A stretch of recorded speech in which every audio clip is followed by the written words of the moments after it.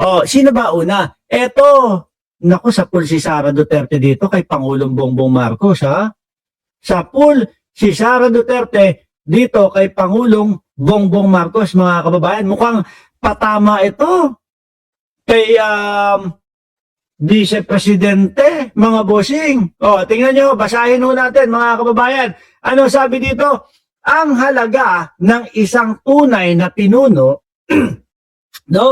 Ang halaga daw po ng isang tunay na pinuno, mga kababayan, ay nasusukat sa tamang asal, no? At magandang halimbawa sa pool, mga kababayan, yung Vice Presidente natin at yung mga DDS. Bakit to, mga boss chief sir? Tingnan mo nga yung mga ugali niya, mga hinayupak na yan, pagkasasamaho ng mga ugali ng mga bakulkol na mga yan. Di ba? Doon pa lang sa mga paninira po ni kay Pangulong Bongbong Marcos doon pa lang sa paninira kay Pangulong Bongbong Marcos, dapat po ba tinutularan yun? Hindi. Kung talagang ang presidente natin ay may ginawang mali o kung ang talagang presidente natin ay magnanakaw, nako, dapat ang gawin nila, humanap ng ebidensya. Hindi yung nambibintang lang di ba? Ma'am Chris Rose, sila puro bintang Tommy, puro bintang. Yung mga DDS, panay gawa ng mga, alam niyo yun, ebidensya nila, na wala namang katotohanan. Sara Duterte. Di ba?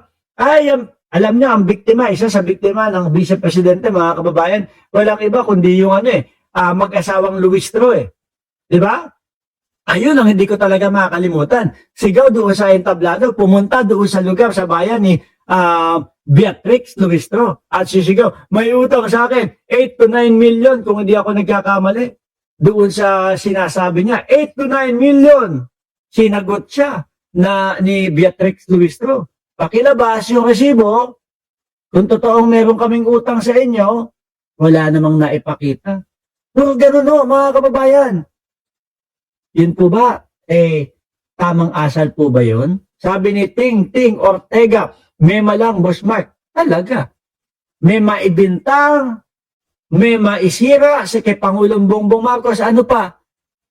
May masabi lang, no? May maidahilan lang para masibak si Pangulong Bongbong Marcos. Ganyan sila, mga kababayan. At unang-una dyan ang umpisa niyan, mga bossing chief sir, kung sino ang pinakamataas wala pong iba, kundi ang dating Pangulong Rodrigo Duterte. Doon pa lang yung kasinungalingan na ipinapakalat na paninira Di ba, Ma'am Aba?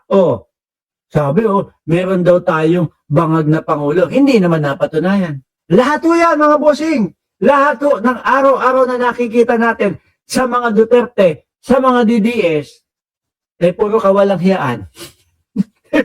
Di ba? Sabi nga ni Patricia, Laurel Vlog, asal hayop. Yang si Inday Sara Duterte. Di ba? Tama ang Pangulo dito. Ang halaga ng isang tunay na pinuno ay nasusukat sa tamang asal at magandang halimbawa na kanyang ipinapakita. Hindi sa taas ng kanyang ranggo.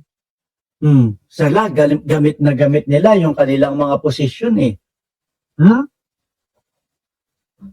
Nako po. Sabi ko sa inyo, kung yung mga sinasabi nga lang ng Vice Presidente, tsaka sinasabi ng mga DDS yung mga pagbabanta nila. Naku, lagot kayo kapag ka nakabalik si Sara Duterte. Saan kayo magtatago pagka nakabalik na si Sara Duterte? Etc. Puro ganun, pagbabanta, etc. Kung ano-ano pa. Di po ba, nahawa sa ugali ng mga DDS mga DDS sa poon nila. Saan pa ba? Di ba? Saan pa ba magmamana nga naman? Sino ba ang hahalin tudanan yan? Kagaya na lang, publiko, nagsasalita sa pampubliko, naririnig ng lahat ng Pilipino, naririnig, milyong-milyong Pilipino ang nakakarinig kay Vice Presidente doon sa dating Pangulo. Ay, mura. Puro PI ang maririnig natin, puro patayan ang maririnig natin. Tama po ba yun? Yung mga batang mga nakakarinig, imbis na, uy, naku, sandali lang. Uy, abangan mo si Pangulo o si Vice Presidente, abangan mo. Maganda ang sasabihin niyan sa lahat ng Pilipino. Hindi. Uy, takpan mo yung tenga mo. Bakit? Kasi masasagap mo yung mga sasabihin ng Vice Presidente. Hindi maganda yung mga sasabihin ng Vice Presidente. Pihado, mga magmumura, yung mga yan. Kinakabahan ka na. Di ba, Chi? Sabi ni HMBTB, mag-iisang taon na yung propaganda kay Otabs, Idol Mark. Hindi pa rin, hinuhuli. Okay lang yan. No? Hindi propaganda yan. Ako'y naniniwala na totoong maaaresto yan. Ako'y naniniwala na totoong merong warrant of arrest na yan.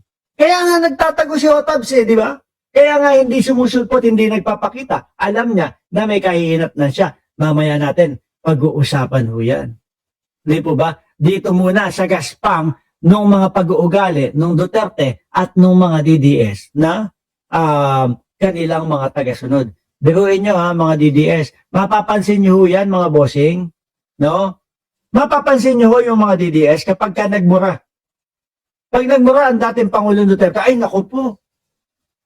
Yung entablado nila, yayanig ho, mga kababayan, talagang mabubuhayan ng loob, di ba? Sir Bench Uy at Alaga, mabubuhayan ng loob yung mga DDS. Isang bagsak lang ng PI. Patayin ko yung ganyan Duterte!